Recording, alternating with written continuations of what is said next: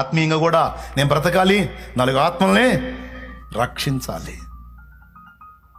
సన్నిధికి వచ్చేటప్పుడు కూడా నేను తినాలి పట్టడన్నో, నేను తినేదాంతో పాటు 10 మంది తినటానికి కూడా నేను సమకూర్చాలి. నేను పొందాలి దేవుని సన్నిధిలో, నాతో పాటు 10 మంది పొందడానికి కావాల్సింది నేను సమకూర్చాలి. నా మాటలు మిమ్మల్ని గాయపరిచి ఉంటే నన్ను మన్నించండి. కర్తవ్యాన్ని బోధిస్తే, కుటుంబ వ్యవస్థలో వ్యవహరించాల్సిన తీరుతెన్నులు బోధించి నేను చెప్పిన దైవికమైనవని మీకు అనిపిస్తే తప్పకుండా వాటిని అనుసరించండి. రోషం లేని బతుకు, దిగజారిన బతుకు మనం బ్రతకూడదు. దేవుని ఎరిగిన వారమే మనం బతకూడదు. గురి లేని బతుకు బతకూడదు.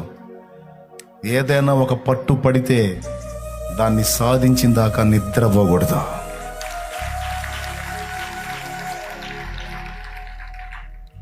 ప్రార్థించు, ప్రయత్నించు, విజయం నీదే. ప్రార్థించు, ప్రయత్నించు, ఖచ్చితంగా నీ పరిస్థితి మారితే